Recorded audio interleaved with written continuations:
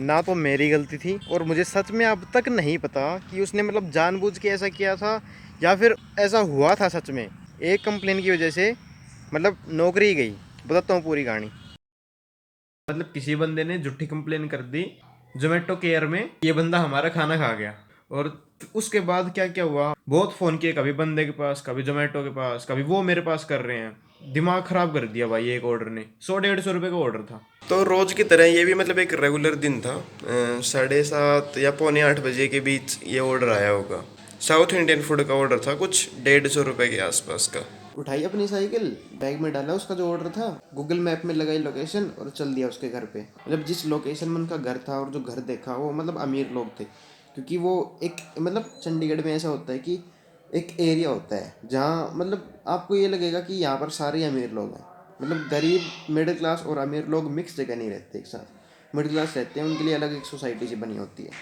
जो अमीर लोग होते हैं उनके लिए मतलब रोड पे अलग से ही दिखेंगे कि ये अमीर लोग हैं इस जगह पे सारे। साइकिल से उतरते ही मेरी आदत होती है पहले कस्टमर को कॉल करके बोल दो कि सर आपका ऑर्डर ले लो, ताकि उतरूं बैग से निकालूं तब तक वो गेट से बाहर रह जाए। अभी एक अंकल खड़े थे गेट के बाहर। मैंने कहा अंकल ऑर्डर आपका है? बोले हाँ। मैंने उनको दे दिया। रात के 8 बजे से ज़्यादा टाइम हो चुका था, तो मेरे को लगा कि अब घर जाना चाहिए। लगा क्या रूल था, क्योंकि घर 8:30 बजे के आसपास मैक्सिमम पहुंच सकता था। तो मैं अपने घर आ गया अपनी ऑनलाइन आईडी को ऑफ करके। और घर गए तो रास्ते में कॉल आ रहे थे। मेरे को लगा कि अभी आईडी तो अपनी ऑफ कर चुका हूँ, तो कॉल वगैरह किसी दोस्त क्या घर से ही आ रहे होंगे, तो घर जाके फ़ोन उठाएंगे। घर जाके कॉल उठाया तो वो कॉल जोमेटो कंपनी की तरफ से था। उन्होंने मेरे से कहा ये ऑर्डर आपने डिलीवर किया है? मैंने कहा हाँ।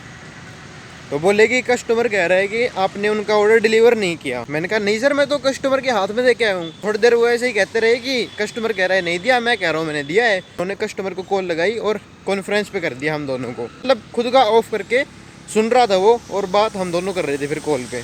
उसने कहा कि तुमने मेरा ऑर्डर नहीं दिया। मैंने कहा मैं सर आपके हाथ में दे के आया हूँ।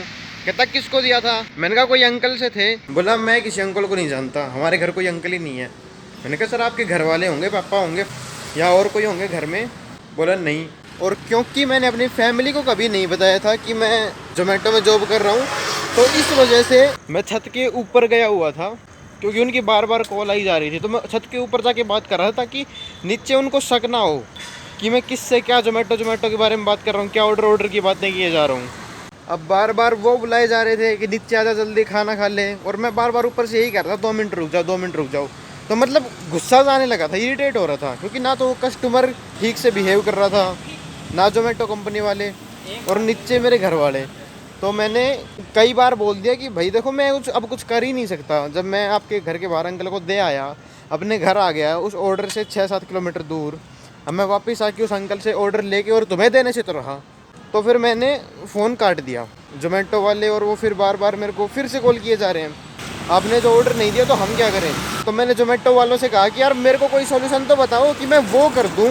तुम कहोगे मेरे को कि मैं उसके पैसे दूं, मैं उसके पैसे दे दूंगा भाई, 150 रुपये हैं, ज़्यादा से ज़्यादा यही तो कर सकता हूँ।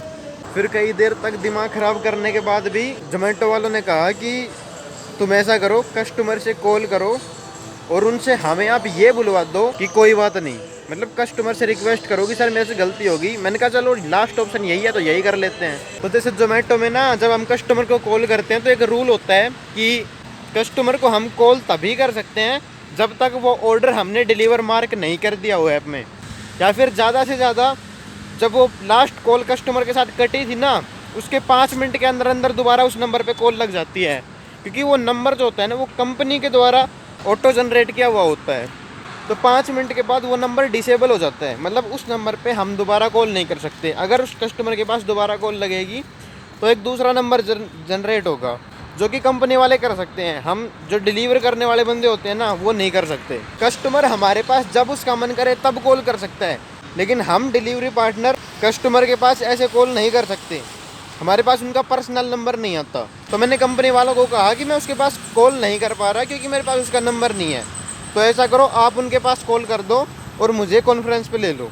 भाई साहब मैं परेशान हो गया। उस बंदे ने उससे रिक्वेस्ट की काफ़ी, लेकिन जोमेटो वाले ने कस्टमर के पास कॉल नहीं करी। कहता उसके घर जाओ। मैं कहा यार रात के 9 बज चुके हैं, मेरे घर वाले वैसे ही नहीं जाने देंगे, और क्या बोल के जाऊँगा घर पे कि मैं ऐसा ऐसा पंगा हो गया इसलिए मैं जा रहा हूँ, जबकि मैंने घर पे बताया ही नहीं हुआ कि मैं जोमेटो में काम करता हूँ। बहुत टाइम तक मैंने कहा, लेकिन वो मानना ही नहीं। धीरे धीरे वो भी अपनी अकड़ में ही आ गया। मैंने कहा आप मेरी बात करवा दो, मैं किसी भी तरह करके उसको आपसे बुलवा दूंगा कि कोई बात नहीं, मतलब मैं उसको सॉरी बोल दूंगा अपनी तरफ से, पैसे मांगेगा तो उसके पैसे दे दूंगा। लेकिन वो नहीं माना और आखिर में गुस्से में मैंने फ़ोन काट दिया। उसके बाद उन्होंने भी कोई कॉल नहीं की और रात को फिर मैं सो गया। अगले दिन गुस्सा तो मेरे को वैसे ही आ रहा था, मैंने जो हमारा व्हाट्सएप ग्रुप था जोमेटो वाले बंदों का, उसमें लिख दिया कि चूतियों ने मेरी आईडी डिसेबल कर दी। कंपनी के बड़े छोटे बंदे सारे थे उसमें, मतलब जो हमारे चंडीगढ़ वाले एरिया के हैं वो सब। इतना बोलने के कुछ मिनट बाद ही जो मतलब हमारा हेड होता है, जो ग्रुप का एडमिन था, उसने मेरे को ग्रुप से रिमूव कर दिया।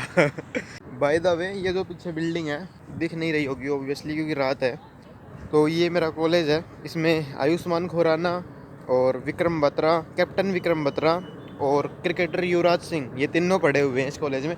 कभी नेक्स्ट व्लॉग में बताऊंगा, इस व्लॉग में दिखाऊंगा अपना कॉलेज के बारे में, अपना कॉलेज दिखाऊंगा मतलब। बस उसके बाद उन्होंने कॉल भी उठानी बंद कर दी धीरे धीरे और फिर बोले कि अब आपका अकाउंट हो गया बंद, अब हम इसको ऑन भी नहीं करने वाले। और वो सब होने के लगभग 3-4 दिन बाद ही मैं क्या हुआ था, एक दिन सुखना लेक पे गया था साइकिलिंग करते करते शाम को। तो जब मैंने साइकिल वहाँ पे खड़ी करी पार्किंग में लॉक लगा के, तो जब वापस आया तो वहाँ मेरी साइकिल ही नहीं मिली, साइकिल ही गायब हो गई। तो उसके बाद मैंने कुछ बहुत ज़्यादा कोशिश भी नहीं की कि मेरे को नौकरी दो नौकरी दो, क्योंकि एक तो पहले ही पता था कि अब मेरी आईडी वापस ऑन नहीं होने वाली, और दूसरी जिस साइकिल पे मैं ऑर्डर करता था वो साइकिल भी चली गई। तो यही थी पूरी story. Thank you for watching this blog.